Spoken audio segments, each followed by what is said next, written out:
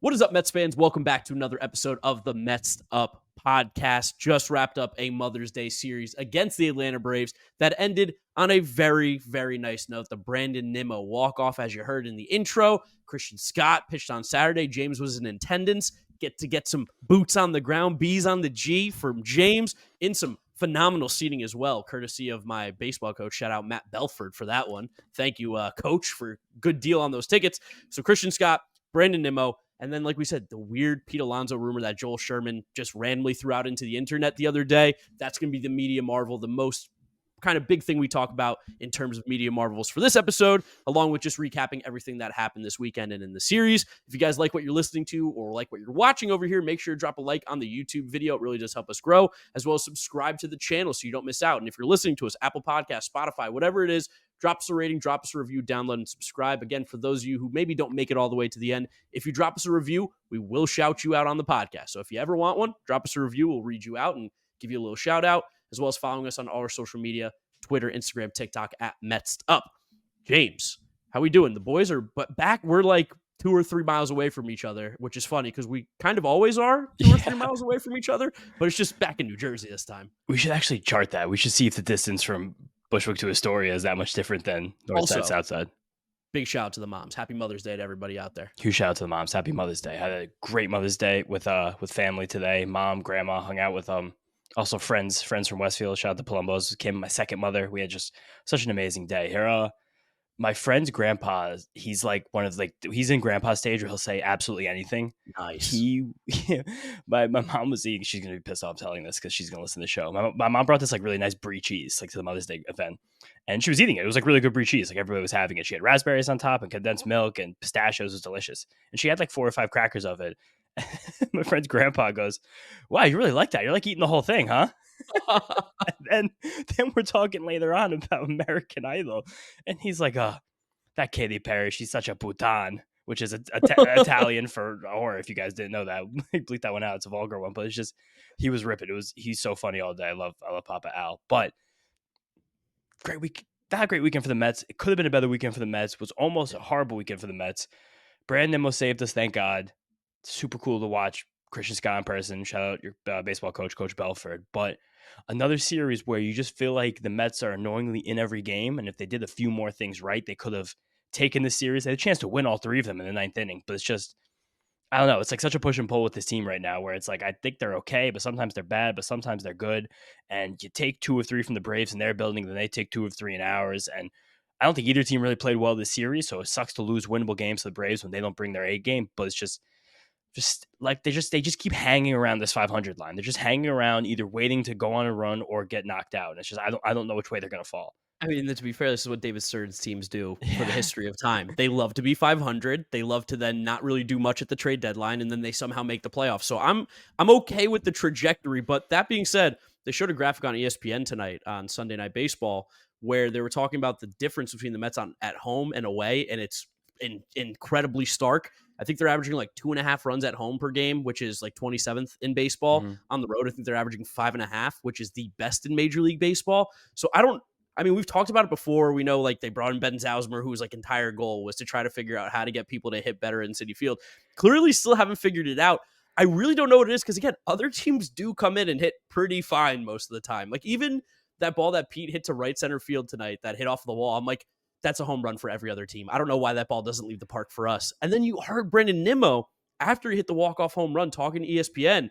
He was saying, I was just happy that ball got out. There's so many balls that I've hit well this year at this stadium, at that spot, at this time of the year, at that spot where the ball doesn't get out. So I was just happy it got over the fence, and I finally got rewarded for it. And I'm like, God damn it, they know that this park sucks to hit in too. That's the worst part. Like, we talk about the mental block sometimes. I talked about the cold weather. We talked about the different things here now, but seems like there's also like the, man, it sucks to hit at Citi Field as well with the team. But it's always, it does suck for everybody. Like, I think that's just Met fan speak. Like, everybody else comes here and hits, but we can't because, again, Mets year after year with the Mets seem like their pitching isn't exactly great. Their pitching ERA always winds up looking much better than we think the talent is. So I think it does do it. And it's such a combination of the fact that the Mets are on the marina, which I think is so underrated. No one thinks about how close the Mets are to a body of water. The fucking plains. I know the plains have something to do with it. No one's ever been able to prove it, but I know those plains have something to do with it. And I don't know, it's just funny. But again, this series kind of encapsulated who this Mets team has been this year, which is just they keep fighting. Like I don't want to take moral victories. I hate that shit. But 11 of the Mets' 19 wins this year have been come from behind wins. It's stark. That's second most come from behind wins in baseball behind the Yankees. I think you just have the third most wins in baseball.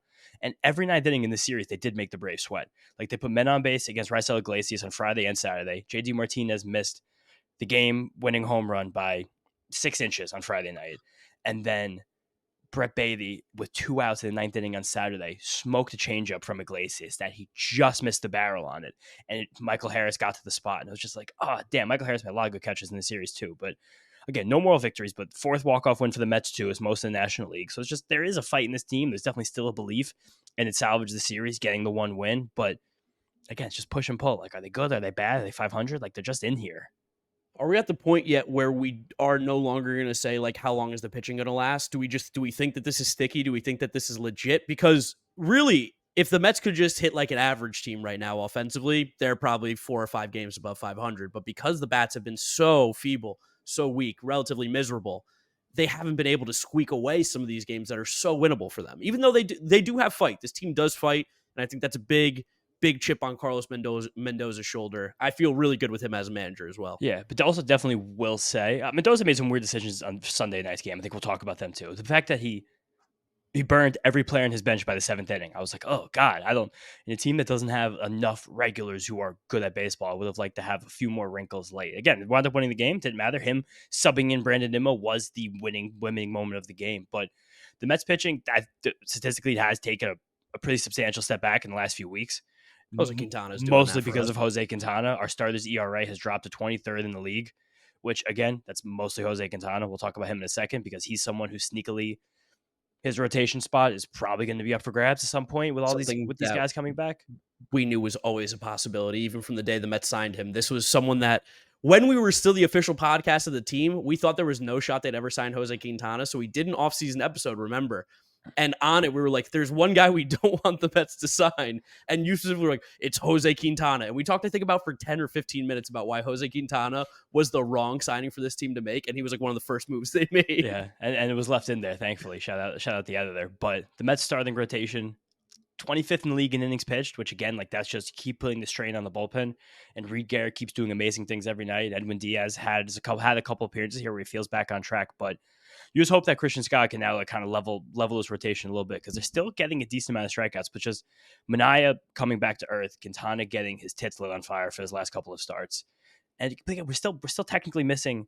I'll even say, like, for most of the season, our 2 best pitchers, because now I think everyone is on board with what we've been saying on this show that Christian Scott's the best starting pitcher that the Mets have right now, like pretty handedly. Severino still looks awesome. His ERA rose tonight to 3.0.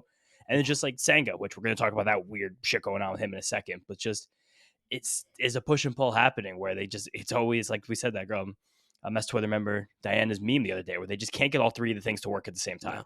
And I think the pitching will like come back and find this level, and that ERA will wind up as like the 17th best starters ERA in the league at the end of the season. But those innings pitched are what worry me right now, just because we keep putting stress on that bullpen. We keep walking guys. I think we have the highest walk rate for any starting rotation I in believe baseball. so, yeah. I'm loading it up right now. We have, yes, the highest walk rate, tied with the Astros actually. So it's just we're doing things that like can't stand up on their own for very long, but there's also a lot of help coming. So again, push and pull. This whole thing's push and pull. Yeah, I mean, they're going to move to the 6-man rotation with McGill, and if Peterson eventually comes back too, which I think will help, maybe you can stretch these guys out a little bit longer too. It is so frustrating, though, that we can't put the hitting together, because even on a night like when Quintana, again, didn't pitch well, or you had Christian Scott, who pitched really well. Awesome. To lose those games is like such a gut punch, especially to a divisional opponent who, this is the time to beat the Braves. I don't know if they're going to play any worse baseball than they are right now, which is saying something, because I think they're 10 games above 500 still, which is so messed up. But I almost said messed up there. Just the brain is so in messed up world. But it like you said, there's no moral victories, because those are lame and those are for losers to do moral victories. Totally. But you can see a path, like you said, where the Mets take 2 of 3 of this series, or you could even say take 3 of 3, which is encouraging. I think at the most, this was an encouraging series of, this is not a bad baseball team. This is kind of, again, what we said at the beginning of the year. This is a fine baseball team. Yeah, if I would have told you on Friday afternoon that the Mets would allow 11 runs to the Braves in the series, you would have signed up for that. You would be like, that's at least 1 win, if not 2, and possibly 3. It's just, and also they we paced their two best pitchers right now. Actually, no, we even missed Sale. I didn't realize that. But like Fried looked amazing. Morton turned back the clock, and for some reason just couldn't hit Bryce Elder. That's been the frustrating thing. So it felt like this Mets That team guy all year. sucks. They've hit the bad pitchers, which I was like, Bryce Elder's a shit pitcher. Like we should be able to hit Bryce Elder, and they've not hit against the good pitchers, which is the mark of a team that's not really a good hitting team. And you Yeah, feel that going through this Mets lineup where. Again, you're like McNeil's mostly on the Mac out right now. He did have the big bunt that saved the game huge on bunt. Sunday, which was great scrappy play by McNeil, and then trying to steal third. That was awesome. But Nido Narvaez, you're not getting any hits. Harrison Bader is not a very good hitter. Then you sub in Joey Wendell for Brett Baty, who Brett Baty's been hot and cold this year. He's a little cold again right now, which Joey Wendell's never getting a hit when he subs into that game. And he had to get that bat in the 8th inning. So it's just, we go through this lineup and you're like, all right, someone get a hit, someone get a hit, someone get a hit, someone get a hit. And luckily, Nimmo is the guy who's been getting all the hits and he made the breakthrough, but it's just, there's something missing there. So JD Martinez had a big weekend. He got hot, but Yes. I think I want to talk about Christian Scott now first. I think that Yeah, is go Christian Scott for a little bit. that's the story of the weekend. That's definitely the story of this Mets team right now. That's kind of what is the driving force. I want to shout out a friend of the show, Tim Ryder. He had the meme of the day on Saturday. Did you see it, Mark? Oh, it was so good. The pick, because it was about Paul Skeens' debut, right? It Yeah. had like everybody was like making out, right? And it was like Paul Skeens, Yeah. and then one guy in the corner with the ads like Christian Scott debut. Yeah, it's like it's that meme format that's like people in partying, and like the guy in the corner is like, they don't know about this, and it was like they don't know it's Christian Scott bump day, but everyone's just like Yeah. dancing in the party wearing the Skeens jerseys. But On YouTube, I'll throw it on the screen if you don't see it. yeah, funny meme by Tim, but so cool to be in the ballpark for this debut. Just the vibe was something that I haven't Yeah. felt at a Mets game, I think, in a little while, just because this was definitely the most crowded game at Citi Field all year outside of opening day and the Dwight Gooden number retirement. Busta Rhymes throughout the first pitch. I don't know if you caught that, but Busta that was amazing. And Where the City Connects again, we're 0-4 in those, but can't win in them. shout out the Mets for selling a bunch of merch on those. They're really pushing them out there, but I And engagement. gotta win a game for these. And it's just like people were buzzed and keyed in for the first pitch of this game. Like people were in their seats and people were ready to go. Like the second he stepped on the mound and Ronald Acuna stepped at the plate, people were super, super, super ready to watch what I think just a lot of people were excited for. A really good pitcher pitch. Yeah, I mean, I was on the train on my way back to New Jersey, or no, on the way up to Newburgh, because that's where my cousin's Holy Communion party was at. So I was on the train, and like the connection's weirdly spotty over there. I don't know why. So I was getting in and out, but from what I could tell, like you said, the place looked pretty full. Like it looked pretty packed. Yeah. And Christian Scott himself, just so impressive in like the couple innings that I did get to watch in actual HD quality. Just something that we've talked about on the podcast before that we thought could have been a maybe, I don't want to say a problem, but something that to keep an eye on for was that he maybe throws too many strikes, too many pitches in the zone. Maybe he's just better than these minor league players, and at the major league level, they're going to catch up to that fastball. But relatively speaking, it's not even that he's missing his spots, because I know we're like talking about control versus command with him. He's just like, I am better than you. I'm going to shove it down your throat. And that's what I love from Christian Scott. Yeah, it's aggressiveness. It's like there's no fear whatsoever. I liked when he walked out into the game too. He came out to a Future and Metro Boomin, which was nice. It was, I think, what was it called? No Hustler. It was one of the ones off the new album. So I was like, all right, hell yeah, Topical. Christian, let's ride. And funny too, like you said, I had the great seats. I was sitting in what's newly minted the Clover Club, no longer the Delta Club. The Clover Club doesn't have food anymore. As you guys know, I'm on my hunger strike at Citi Field this year. And I intended with those Clover seats. I thought that was food. I know I met our boy Worthy NYM at the game, and he thought the same thing. But the Mets switched up the names on us, and I skipped breakfast, and but I did have something that would make me hungrier in the game because I was like, I'd like to eat as much Citi Field's food without paying for it as I possibly can. So then it was a real war of attrition for me to get through this start without any food and wait to get back and eat after. But so sitting in those section, I was right in front of the Mets WAG section, the wives and girlfriends in 114. And the Scotts were like right behind me. I could see them like very clearly. And Mr. Scott got a lot of shine last Saturday because he had the interview with Ken Rosenthal and like the whole family was there. Mom, brother, girlfriend, everybody. And they were directly in the aisle. Like he was on the aisle seat right there in that section. And every time a Mets fan came back and down, they would be like, hey, love your son. Thank you guys so much. Like really great. Like the whole game, people were shaking his hand and being like, we love Christian. He's the best. I was That's like, awesome. shout out Mets fans because that was really, really cool. Just really, really nice moment there. And just he came out there and he struck out Acuna on 4 pitches to start the game. High fastballs, nasty sweeper that he chased, got a big whiff on it. And he did the same thing to Austin Riley. High fastballs, chased on the sweeper. He got through that first inning, Acuna, Albies, Riley in 9 pitches. And everyone was just like, holy shit. Like, oh, fuck. Like this felt really real before, but now this feels really, really, really real. And it's kind of becoming undeniable. Yeah, I mean, he really didn't have many struggles in this game. He gave up the home run to Arcia because, of course, he did. Foolish baseball called that one to a T. He said Orlando Arcia is going to be a guy to watch out for. What do you know? He made an impact in this one. But even when he did theoretically get into trouble, he still was able to get out of it, which I think is so impressive for a young pitcher. Again, going up against arguably the best lineup in baseball. Yeah, arguably. And I think that the Arcia home run was definitely like something that I'm gonna right now use to like extrapolate over just like some things Sure. that Scott can work on, is working on, and just something like just to watch with him as we go on, because I was really curious in this game how he was going to approach the tough lefties. Because we mentioned last week against Tampa Bay that I think Palacios was the only lefty in the lineup. So it's not Richard Palacios is a hell of a baseball player, but he's not exactly Matt Olson, Ozzy No. Albies, even Michael Harris. So that was interesting to me. And he got an Albies pop out just the first pitch he threw to him, just a fastball that he missed. And then immediately Olson comes up and he challenges him fastballs, fastballs, fastballs, fastballs, and then drops the gyro sliders like on his hip, which is great. And then he got into trouble when that second inning or the third inning started with Michael Harris. This was Harris and Arcia are both, I would say, dead red hitters. So Yeah. he was peppering them with off speed stuff first. I don't remember the exact pitching order he threw to Harris, but he went down 2-0 on Harris, and that's the first time in Christian Scott's young career he's been down 2-0 on a hitter. Whoa. Still yet to go down 3-0. But he went down 2-0 on Harris. He grooved him a fastball 2-0, and he just roped it for like 110 mile an hour single. And then he did the same thing to Arcia. He threw him two sliders that just missed off the plate. And then he threw him a fastball that was even an inch inside, like right on his hands.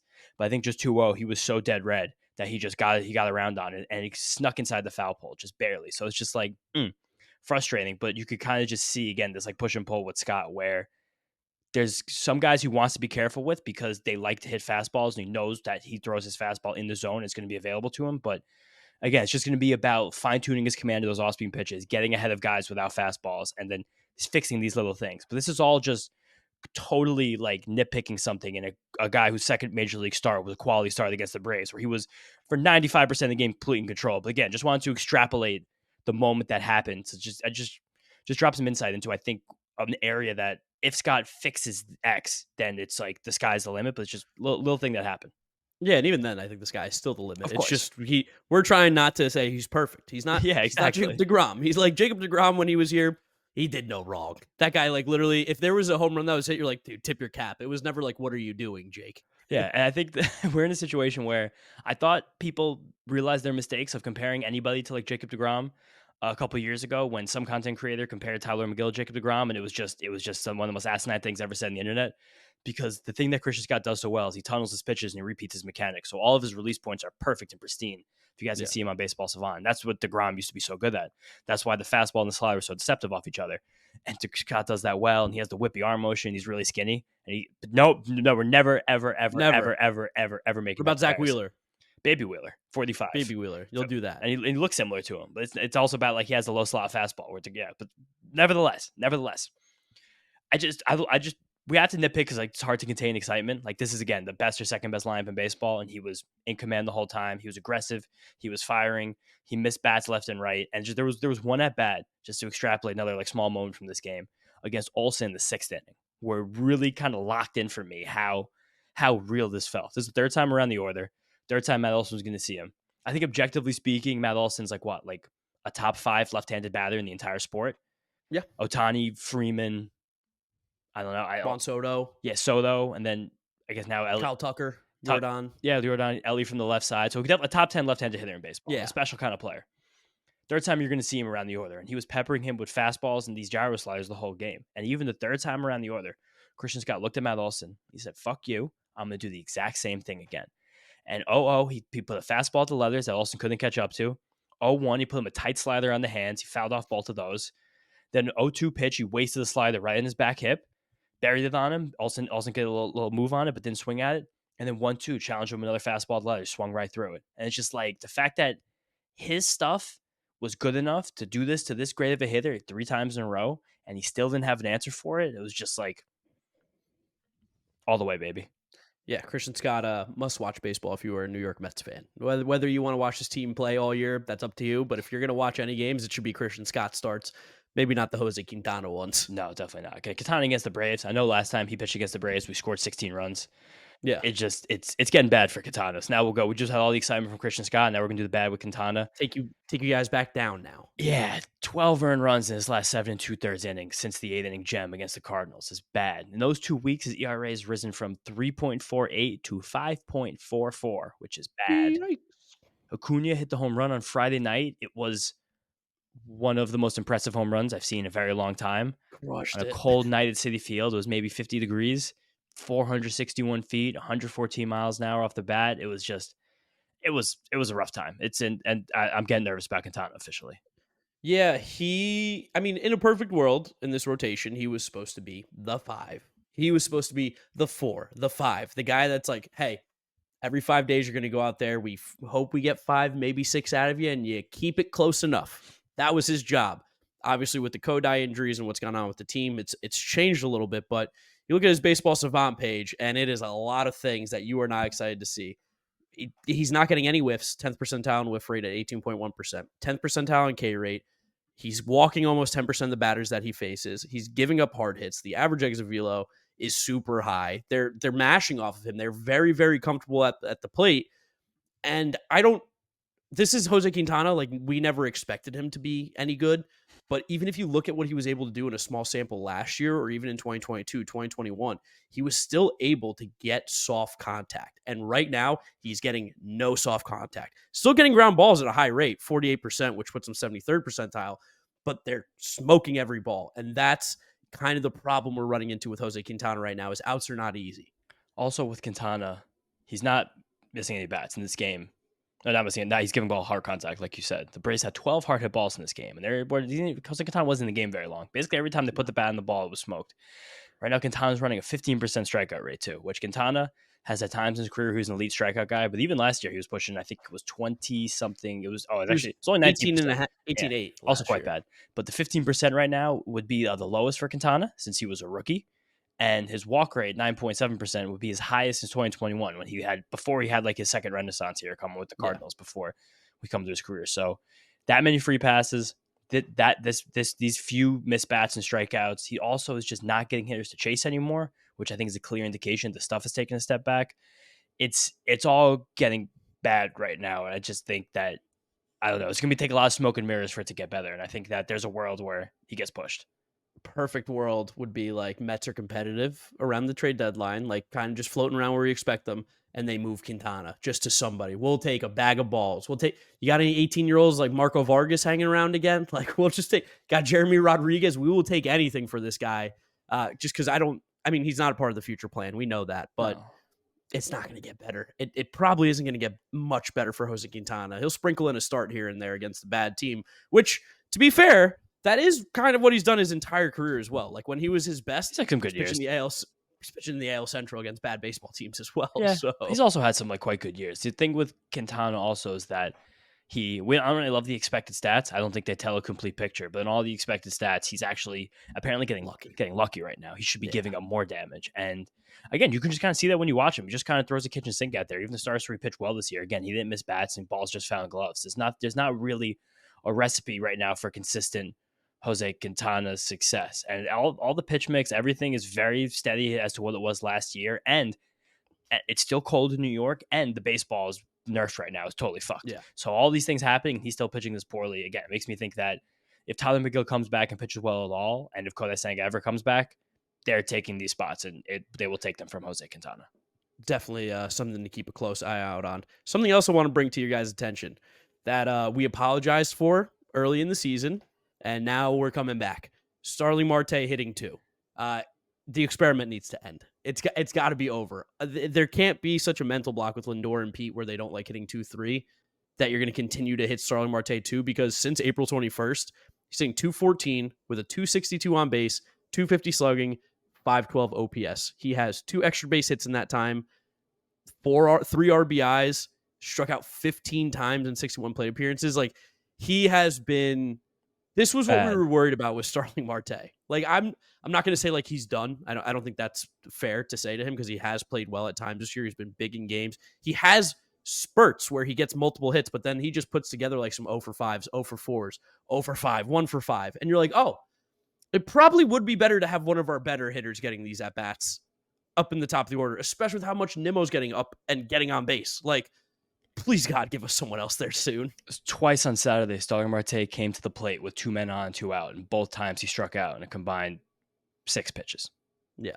And it's just, again, right now he already has a lower OPS than Francisco Lindor. It's amazing how quickly that has swung. Just to like just small sample size. Beginning of baseball seasons are always crazy for that reason, but the fact that it swung around that much this soon is, again, still even a little bit shocking. It's just he's not one of the 3 or 4 best hitters in the team. He just isn't. And Oh, I took the wrong sample. I should have taken from April 23rd. If we take it from April 23rd instead, it's an under 500 OPS in 12 games. Like, again, 500, it's 12 games in OPS doesn't mean that much at the end of the anything. day, but it's also like we came into the season and Starling Marte wasn't the 2-hitter, but then since like No. the 8th or 9th game of the season, he's been the 2-hitter in almost every single game since.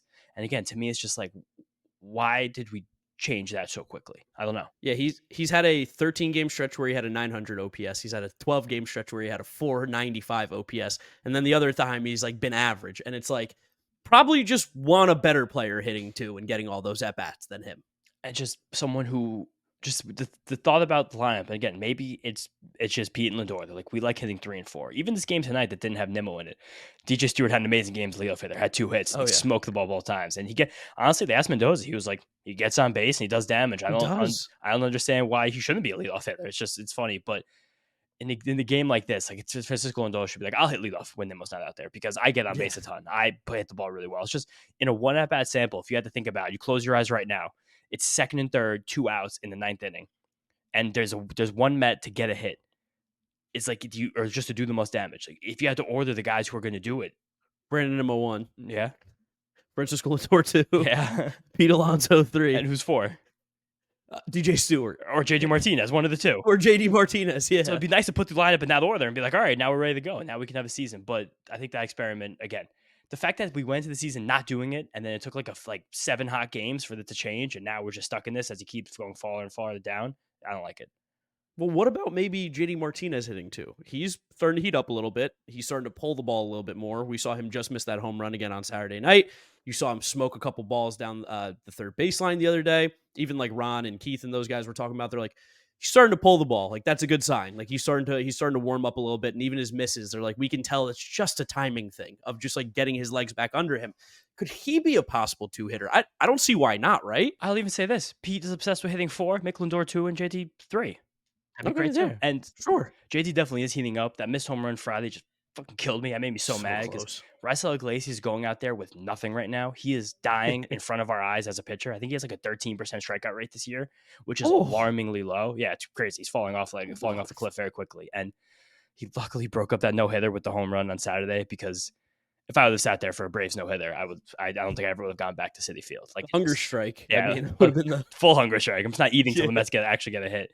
But the 4 hardest hit balls for JD Martinez all season all came on Friday and Saturday. And that does not include the home run foul ball because those don't count in the exit velocity readings on Savant Search. So it's very clear it's coming around. 2 more hard hit balls on Sunday. So it's just happening. Like I think now that's another one we got a little premature about last time. Sometimes we get a little obsessed with the small samples while knowing in the back of our heads that the small samples don't mean very much. But yeah. JD seems fine, and just this lineup isn't good enough right now for him to be hitting 5th. It's just not. There's too many guys that he should be hitting ahead of for him. There's too many guys that he should be getting at bats instead of to be hitting 5th. Put Starling Marte 5. Like, great. Put him in the 5 hole. I think that'll be awesome. I've been saying that. I think that's perfect. Just move everyone up, and then Pete. If Pete's obsessed with 4, Pete Alonso, I have to hit cleanup. That's fine. You can hit 4. Let JD Martinez hit 3. You got anything else to talk about the games? Because I could parlay that or segue that Pete Alonso being obsessed with hitting 4 into a little bit of media marvels here. Yeah, I got one housekeeping thing. My dad had a great idea tonight. My dad was really, really Okay, hit us. When One of Eyes dropped that button, he was like, "Is this guy kidding me?" Which was just we tried to drop a drag butt to get a hit, but just panning around the stadium, like this is a big game against the Braves. It's May. It's like not even that early in the season anymore, and Citi Field's completely empty on a Sunday night. Oh, yeah. And we know the big reason for that is because it's just really hard. A lot of fans come from New Jersey to the games, us knowing that especially. And it's just really hard to get a train back from New Jersey on a Sunday night, Citi Field. It's a pain in the ass. It really is. That's famously why the Mets didn't sell out a playoff game a few years ago on a Sunday night. It's bad. He's like, Mets should have promotions for these night games on the weekend because they know how hard it is for people to get back and forth to New Jersey. They should slash the parking. $40 to park. It's miserable. It kills people wanting to go to these games. You are so right. Here is the one problem. I don't think the Mets dictate the parking price. I'm pretty sure it is dictated by the city. And that is because it is city property, that parking lot for the New York When Mets. you're saying city, is it ended in an I or a Y? A Y, New Okay. York City, Eric Adams. So he's The, Eric the, Adams setting the parking? I think Eric Adams is setting the parking here. I don't know if that information is 100% correct of whether or not he's really involved, but I'm 90% sure that the parking prices are set by the city. That's why the marina parking is also the same price. Yeah, I was thinking The about Mets that. are allowed to use that parking space, but the city owns that. So I think that's where they come up with the pricing.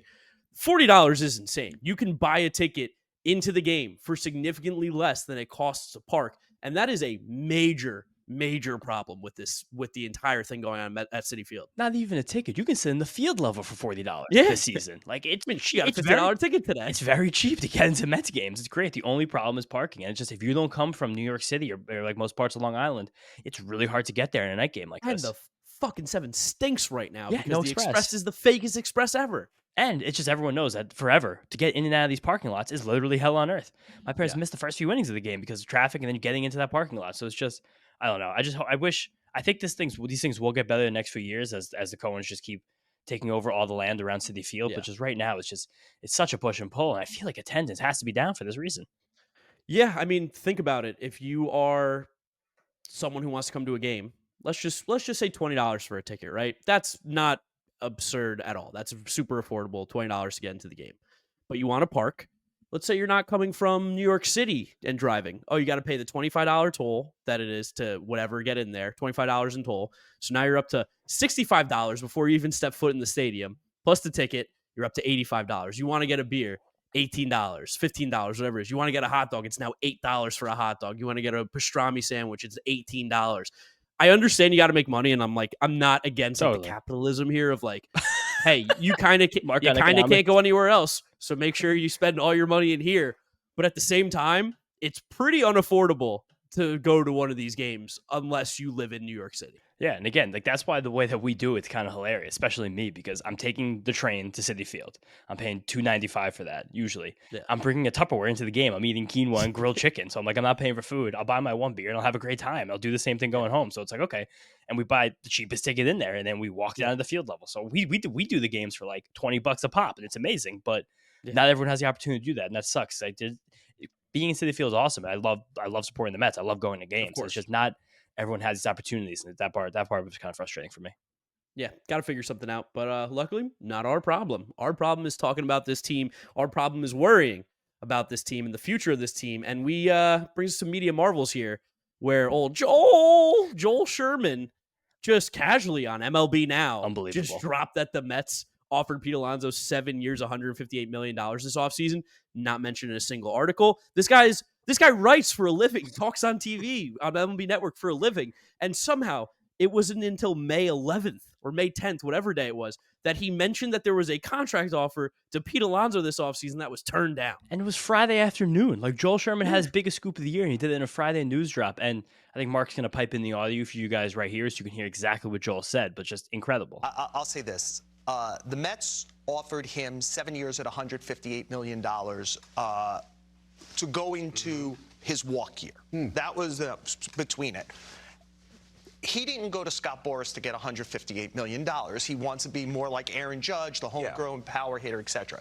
I will say this. I think if David Stearns were sitting there and you had your gavel and forced him to tell the truth, what he would say is that they would have traded him this offseason, but David Stearns didn't want to start his administration by trading this popular player. He saw the Mookie Betts thing with Chaim Bloom up in Boston. He knows that he could get probably as much in July if they're not in it. If they are in it, he just runs out the clock with him. The Mets go, what a second-round draft choice, and they're done with it. You know, maybe he comes back because he doesn't get the market. So that's 7 for 158 that Joel said. A lot of insane things that Joel said. We're going to tear through it because he's this week's media marvel. Just a few. But we're going to do the stuff first that's like the matter-of-fact logic on top. The 7-year, $158 million offer. That is an astoundingly fair, Incredibly. such a good offer. Such a good offer for both sides. Such a win-win. I hate to say this because I'm not pushing any negativity towards Pete. He's been pulling the ball. He's back. But fuck, it's hard to not make Mets fans mad when you hear that he declined that. It's definitely mostly Boris. It has to be mostly his agent. Has to And be. Joel alluded to it in that segment there where he's like, Pete wants to be like the Aaron Judge, the homegrown power hitter who gets $200-300 million. Pete is not Aaron Judge. He's Never not. will be. And what you just said is true. Saturday, people in the ballpark were turning on Pete a little bit. I heard a lot of chants down the field level, and if a couple of you guys were there, you might have heard them too, where there was this one very angry fan who was sitting like 7 rows in front of the Scots, like right in front of the wives and girlfriends family section. He was saying, Pete, 150 million is not good enough for you, you bum. Fucking 217 you hit. You want 200 million. So it's class. I mean, again, it's New York. I hate that. You play in New York, this is what you get. We're passionate, we're good. Passionate, we're bad. You're always going to feel the passion. But it's just something like that being dropped out as Pete Alonso was slumping. It's interesting. It's very interesting, the timing of that. And it's a little bit of the fear with Pete in the offseason trading him, as Joel Sherman said, is that David Stearns didn't want to walk in like Chaim Bloom, and the first thing he did was trade the homegrown star because he didn't think we were going to re-sign him. Again, in that thing, he compares Stearns to Bloom and then Pete to Mookie Betts, which is untrue as Mookie Betts is a generational baseball player, so he's going to be a first ballot Hall of Famer. He's one of the best players any of us are going to see in our lives. Yeah. Not a fair comparison. It's not true. But also, as the team doesn't play very well, as Pete doesn't play very well, there's a chance that, again, we fall out of a playoff race in the next few months. And like Joel Sherman said, now you can trade Pete Alonso, and maybe the world isn't as mad at David Stearns.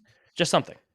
Yeah, it was. I mean, it was interesting seeing that. I was like, I can't believe he said that. Yeah. Literally, could not believe that was just dropped in on MLB Now on a Friday afternoon. And we're talking about we did an entire video on the YouTube channel about Pete Alonso offseason. Should the Mets trade him? We're always of the mindset of no, they shouldn't. Play the season out, see how it goes.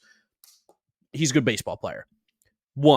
Pete's not getting. I don't know if he gets a better offer than that if he continues to play the way he is currently right now. I don't even know if the Mets give him that offer again. Mets might drop that offer down to 140, like at that point, like 20 million a year. Should have taken it. Take 2 years off. 2.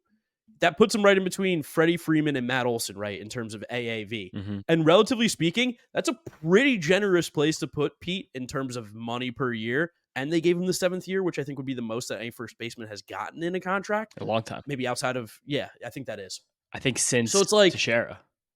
This is where Scott Boras sucks. Votto. Yeah. This is where Scott Boras sucks, because I think I'd hope that this is Scott Boras getting inside of Pete's head and being like, no, we're going to get you more. The Angels are going to pay you $300 million. But at the same time, I'm like, man, it's a pretty good deal. I'm torn because I'm not mad at Pete. I have no ill will towards him for saying no. Get your money, get your bag. But fuck, what do you want, man? Like, what are you looking for, really? And how can you believe you deserve that? You can believe you deserve it because Pete Alonso and Scott Boras are like, no one has more home runs and no one has more RBI since you step foot in Citi Field. Yeah. And that's the truth. That is the truth. Those are unquestioned and undeniable facts. And maybe that, again, like, we're just connecting too many dots here. This is Messed Up Wacky Hours. This is Pepe Sylvia. Like, maybe that's why Pete keeps demanding he is 4th. It's just more opportunities for RBIs in those spots, so you can bring that to negotiation. Probably not. I'm sure not.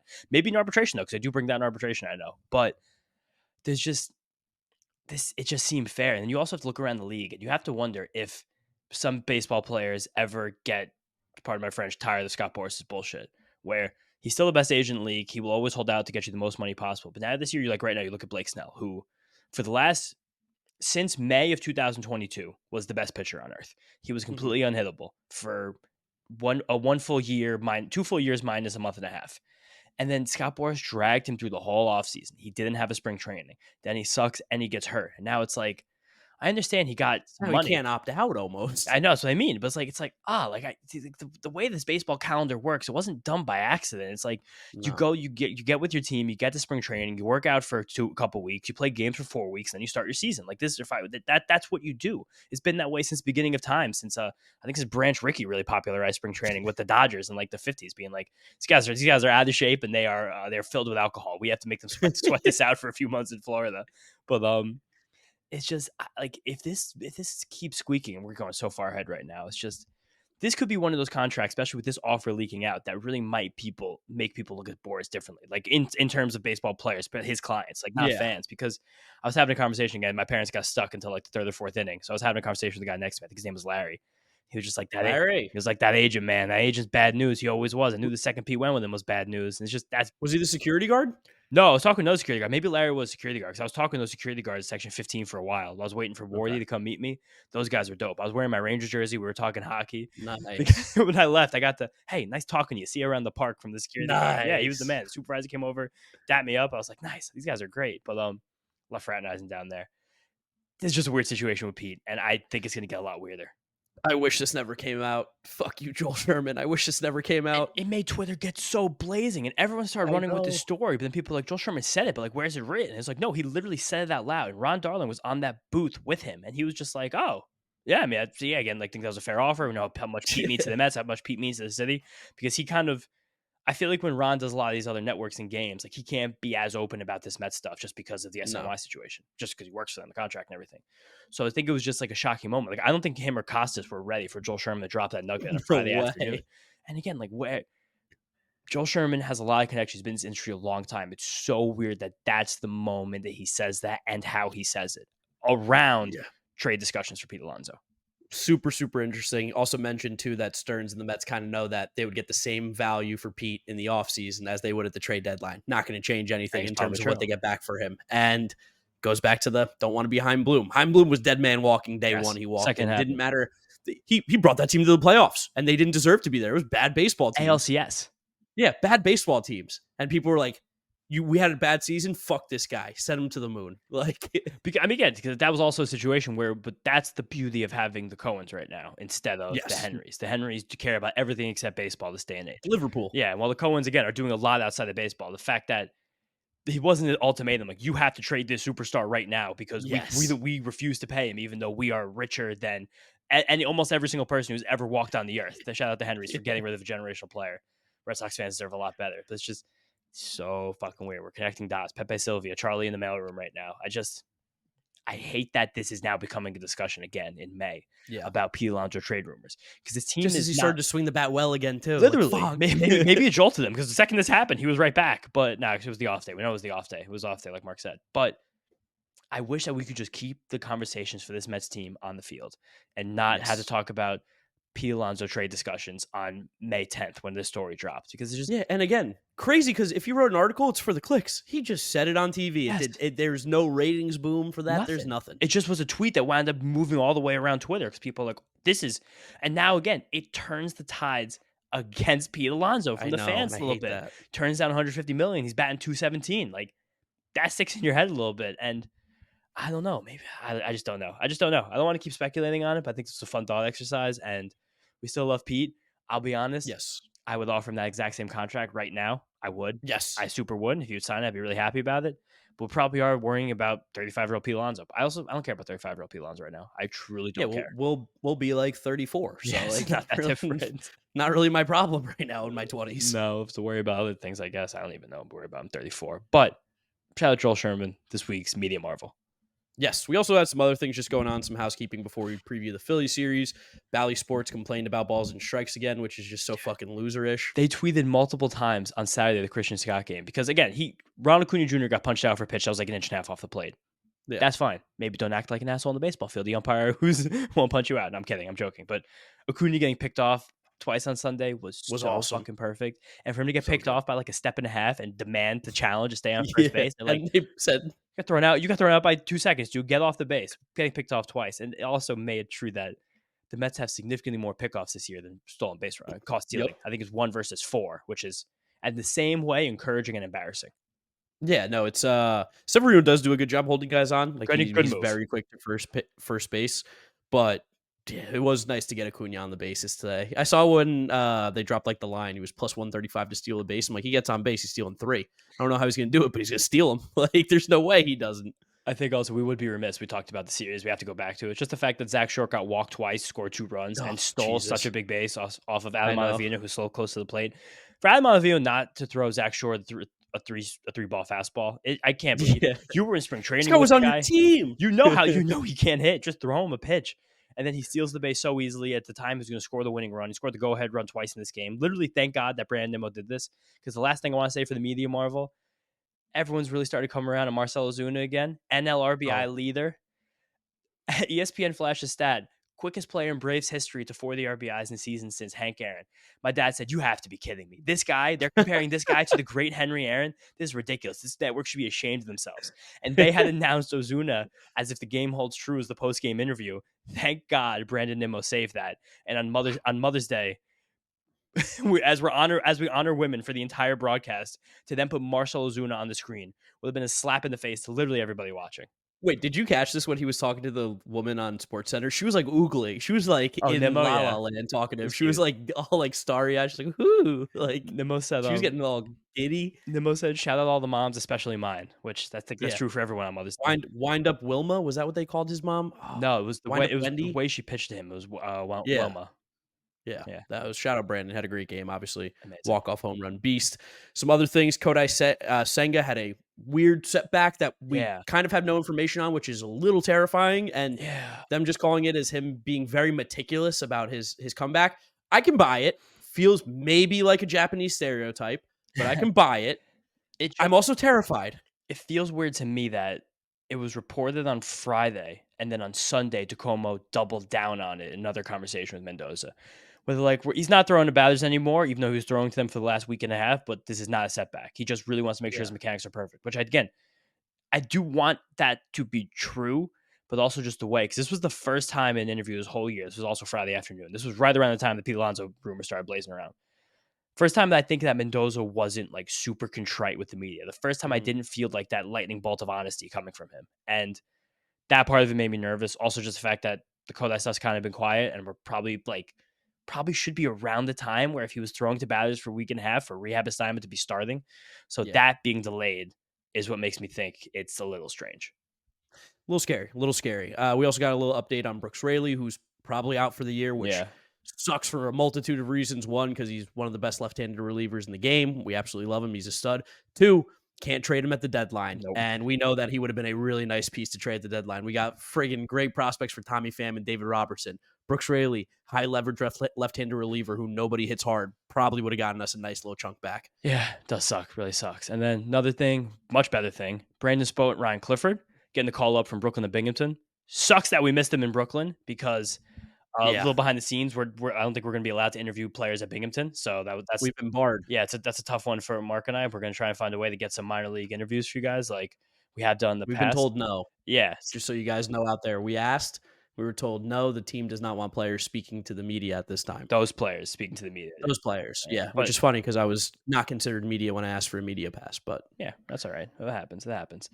But again, this is huge for Sproat, a guy that didn't pitch a professional inning before 5 weeks ago, and now he's already going to be pitching in objectively the strongest level of the minor league. So if he has a few good starts in Double-A, like it's suddenly pretty on. Like he's suddenly a guy who I don't think he would debut this year, but it starts to become a situation where there's like a 10% chance. Well, kind of like how everyone was yelling with Mike Vassell last year, like call him up. You'll get those conversations going at least when José Quintana gets his tits lit in July. But it's different between Vassell and Sproat, because if you guys realize, we've gone through 10 of these prospect reports now. We haven't even mentioned Mike Vassell's name because he's a guy who's not pitching very well AAA, and I think a reason for that, Vassell is more of a control over stuff guy. ABS at AAA, automatic balls and strikes, is kind of just screwing up that league to a degree where it's not that consistent. Some starts have it, some starts don't. And a guy like Vassell, he's going to be much more of a feel pitcher, so he kind of needs to have that feel, where Sproat is a stuffist. Sproat is going to look at you and just put it in your mouth because he's throwing 100-mile-an-hour fastballs, wicked curveballs, changeups. He has every single weapon. So he's even a guy, again, if the Mets are actually in this thing, he comes up in September and August, and he's throwing 101 miles an hour out of the bullpen. Like, he breaks the 100-mile-an-hour streak. So just him pitching in Double-A, he probably gets to the Arizona Fall League this year too, which is a really cool thing for him because that means he's also approaching major league readiness as long as everything goes well at Double-A. And also, our boy Ryan Clifford. He had a 450 on-base percentage in Brooklyn, and he finally got out of there. Now he gets to actually hit the baseball in Binghamton, which I'm really excited about.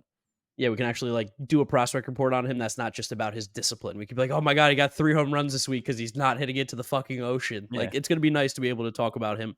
Last thing I want to bring up here is Baseball Savant dropped new stats today on their website, bat tracking leaderboard. So it tells you things like average bat speed, fast swing rate.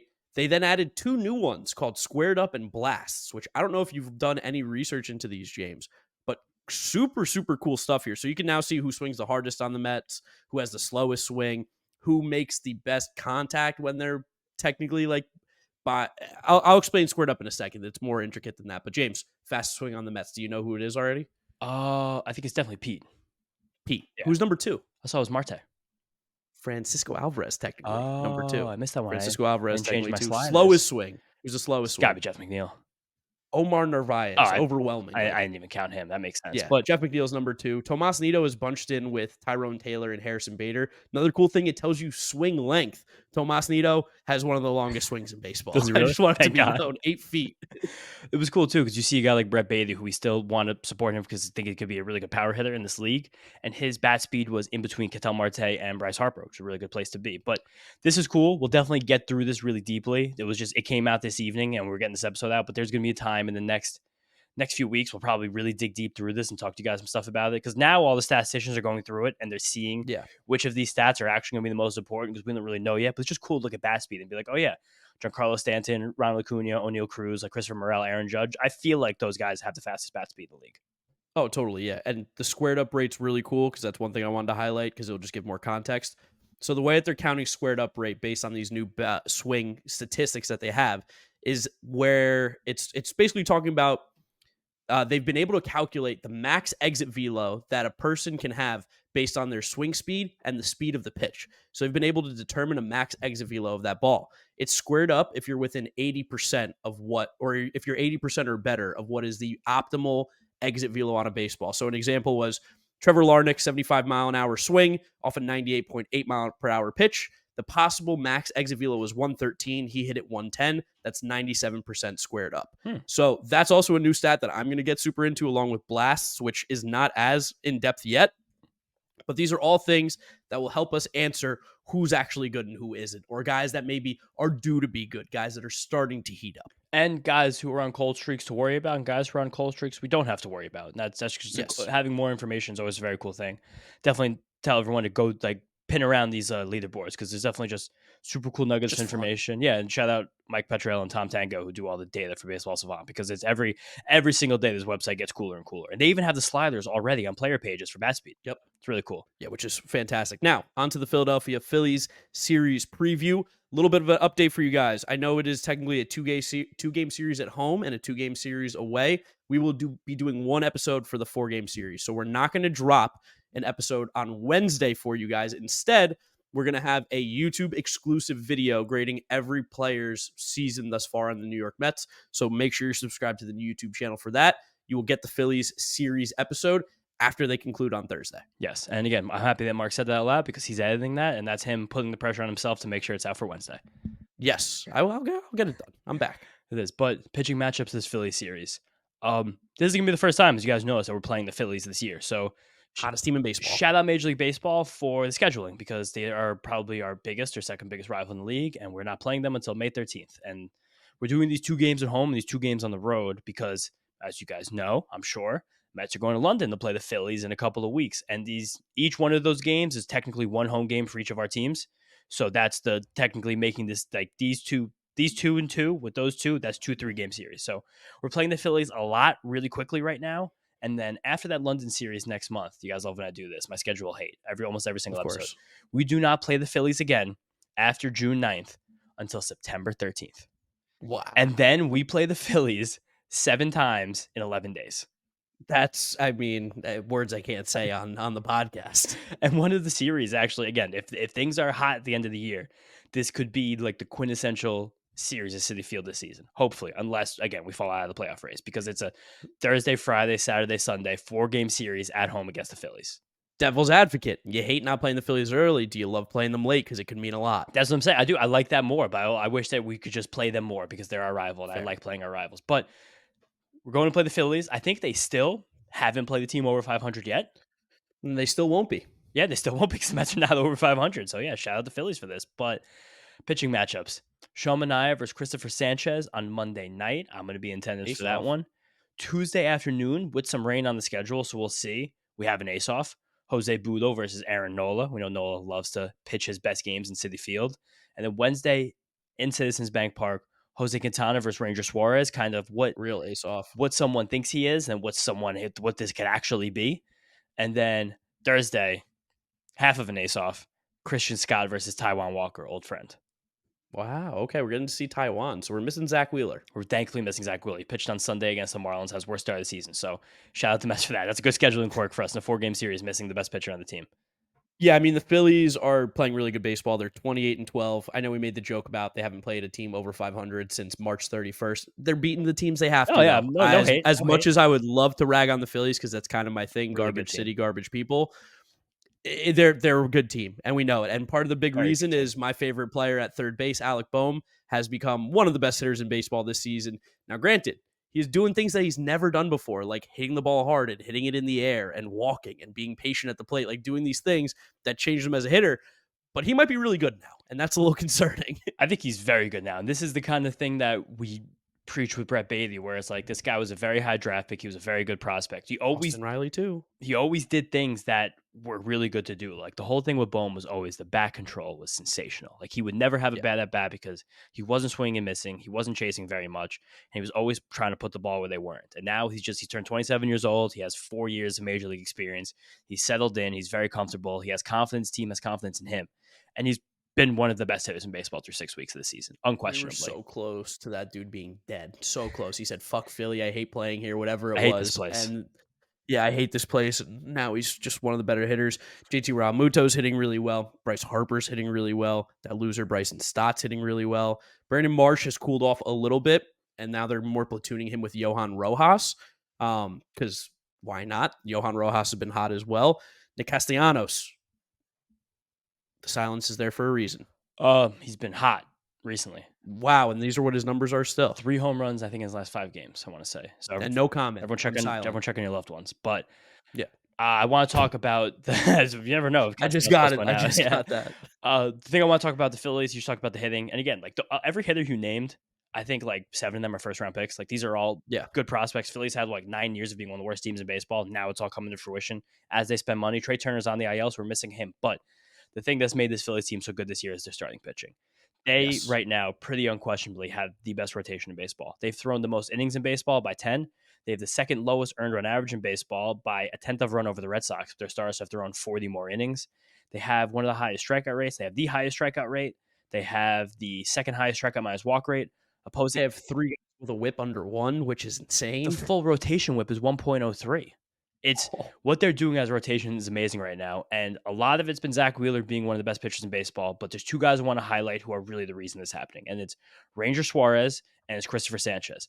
Both lefties, both sinker ballers, both changeup heavy guys, both guys who I think the Phillies kind of developed in the same ilk with the same mindset, and they were able to put it together just at different points because Ranger broke out a few years ago. Remember I shouted him out to you like way back in 2020? I was like, this guy he does things other guys can't do on the mound, and he manipulates both sides of the plate with his sinker and his 4-seamer and his curveball and his changeup so well. He's a guy who, while he's a lefty and he has those pitches, he's really good at mixing them up to both hitters. And he does like what Cliff Lee used to do, where he's just going to eat those edges all day long. He's throwing you front doors, he's throwing you back doors. The command on that sinker is so good, and he's so comfortable with the fastball, especially he throws it. I think it's all to the right-handed batters, never to the lefties for that fastball. He just buries it inside you, He'll never let you put the barrel on the ball. And now he's been throwing more curveballs as a pitch he picked up last year. And just it's all come together right now to give him a season that he's statistically right now like the best pitcher in baseball. 1.5 ERA, 28% strikeouts, 4% walks. It's astounding. Season ends today. Ranger Suarez wins the Cy Young by a landslide. Yeah, he's literally fantastic. And then the other guy, Christopher Sanchez, he was one of my favorites coming through this offseason, like fantasy baseball prep, because he had a stretch to end last season as he's not a soft tossing lefty because he'll sit like 93, 95, but he's not like an overpowering lefty. He's a big guy and he extends way down the mound on you. Oh, he's not a big guy. I'm totally next to Christopher Sanchez. But another one, he manipulates that sinker. He picked up a tick this year. The changeup is, I think, maybe the best in all of baseball. Like I can say that pretty honestly. That thing it moves so much. It's got a 10-mile-an-hour difference from his fastball. It's completely fucking astounding. And he has a slider that he mixes in. It's also a really good pitch, especially against lefties. We're going to see both of these guys. They're going to annoy the hell out of you. They're very hard to barrel up. They're fantastic pitchers, ground balls all day long. I think they're both running like 60% ground ball rates. A couple really good pitchers, and this Philly team, this Philly front office, Philly organization has really found their groove in the last few years. And they've become one of the powerhouses in baseball. There's not a team that's had the year to year over the last 3 years postseason success like the Philadelphia Phillies. Yeah, I mean, they knock out the Braves every single year, so Braves can't even really talk trash to this fan base. Christopher Sanchez as well was one of my breakout picks this year, and my one breakout player for every team. I had Christopher Sanchez because he's got a crazy high ground ball rate too, 63, along I with think, like yeah. striking out 20% of the batters. So it's like, 10% of the time the guys hit the ball in the air, which is great when you play in Citizens Bank Park because that's an absolute bandbox. I think that's the reason the Phillies have gone after these kind of softer tossing change-up sinker guys, while the Phillies are also doing Rockies, something maybe. crazy that I think a lot of the league is moving away from fastballs in general, like sinkers, fastballs in that same breath. The Phillies have the highest rate of fastballs by starting pitchers in any team in the league this year, and it's by a decent margin. So I think they're, again, something I've seen the Cubs do and have done really good pitching development where they've gone for command over stuff. The Phillies are like, fucking fastballs, dude. They're not expecting as many fastballs anymore. So throw this fastball because they're not really throwing them for whiffs as much. It's a lot more sinkers. There's a lot of these guys have cutters. Like it's a different mindset, and it just shows that in baseball, like there's never one way to do it. There's never one way to do it. Just keep finding your ways, finding your groove, go yin and yang, zing when they zag, surprise them, and you'll be successful in this game for a long time. Well, who was the guy for the Mets that killed Joe Girardi? Nick, what was Plummer. his name? Nick Plummer. I don't know if I'll ever forgive Nick Plummer for killing Joe Girardi because the Phillies were dead in the water. And he hit that home run. The Phillies blew that game. He got fired, and they've been incredible since. The Phillies probably have like a 650 winning percentage since that moment. It's possible. Yeah. I mean, Rob Thompson, I don't necessarily know if he's a great manager, but it seems like he's got the vibes right at least. That's all you need. He's a baseball lifer. He's around. I'll try to find that tomorrow and do a Mets'd up tweet for the Phillies have this and this record since this moment. Since Nick Plummer killed them. Since Nick Plummer revived them. Damn it, I hate the Phillies. I hope we beat them so badly. It'd be great to take 3 or 4. Huh? It would. Just also get this team back to 500. We're game under right now. Just get to 500. Get to the Marlins series this weekend. Let's beat the fuck out of that team. Yeah, we're looking ahead, but I think that's pretty much it for this episode, guys. James, we got any reviews over on Apple for us? I'll load them up right now. I'll do it. And also, so many people in the ballpark on Saturday. I think it was the most that people have ever come up to me in a game. And there are multiple people that tagged me in tweets that said they saw me because I was being loud and aggressive during the Christian Scott start. Of course. Scared the shit out of like a 45-year-old woman next to me. There was like it was a really sweet lesbian couple sitting next to me. And I was just talking to everybody because my parents weren't there. They got veggie burgers down in the club. Like they were having a great time. They loved the Mets. But I was like, sit the fuck down, Acuna. The second time he struck him out. And the woman looked at me like, oh, dear heavens. And I was like, I'm sorry. But I've got one that I can read. All right, yeah, read that right now. Hey, Yapo Polko says, best baseball podcast, longtime listener here. Love the honesty on the podcast as well as the well-informed takes. Keep up the good work, LGM. Nice, LGM. And let me just see if I got any more. Usually I have one that you don't have on mine. But yeah. And also someone even tweeted me after. He was like, yeah, I saw you like down the section. I just didn't want to bother you. I was like, no, always come say what's up. There's no bothering us. So someone else said my hair. He tagged me in a tweet. He was like, I'm in the same section as that James Giano. Hair looks like Prime Travolta. I appreciated that one. But okay, I got a couple more reviews here. One from Gunpowder. That's a hell of a name right there. Part of my routine, this podcast being a regular part of my weekly routine for years. Great commentary, great analysis, and you guys work very well with each other. P.S. James, like 2 years ago, I saw you on the Williamsburg waterfront in passing and thought to myself, that guy looks like the guy James from Mets'd Up. And then on the next episode, you mentioned you had taken a bike ride to the Williamsburg waterfront, which confirmed that it was indeed you. Goes to show how locked in I am and recognize a podcaster like a celebrity. That's keep up the good work. Let's go Mets. That's hilarious. Yeah, if you guys see me, always just say what's up. I'm always down to talk. Of course. But I got another one here. We have a lot more here. You get some bad loading reviews. Yeah, really bad. All tuckered out. Batting average doesn't matter. Shout out this guy for the review. Nice. A fellow ball knower. Been listening since the first episode. Mark and James. Wow, the first episode. We think we had like 75 people listening to that episode. Shout out. Yeah, not many. Shout out all tuckered out. Been listening since the first episode. Mark and James regularly provide great insight and are as knowledgeable about baseball as anyone I listen to. It's very relieving to listen to these guys' analysis and breakdown of every Mets game. If you are like me and do not appreciate Doomsday Mets fans, you should give the show a listen. Keep up the great work, fellas. Kyle. Shout out you, Kyle. Thanks, Kyle. And then got another one here. Mets analysis. Best Mets pod out there. Mark and James, your guys' analysis on the Mets is perfect with enough bias to make us not hate the team, but also objective opinion on telling us how it's really going. Never stop. All right. Love that. It's a lot. I appreciate a lot of good reviews from the people. And I also want to shout out my boy Isaac. He was in the ballpark on Sunday. He said when Diaz got up to 18 IVB on a fastball, and it was the one that brushed Acuna back off the plate at his nose. 2 for 1 on that one. Shout out to Edwin Diaz. Hell yeah.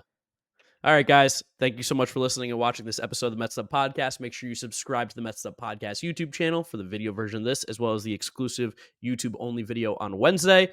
Like if you're or Twitter, Instagram, TikTok at Mets'd Up. That was horrible. So bad. Apple Podcast, Spotify, Google. Drop us a rating, drop us a review, download and subscribe.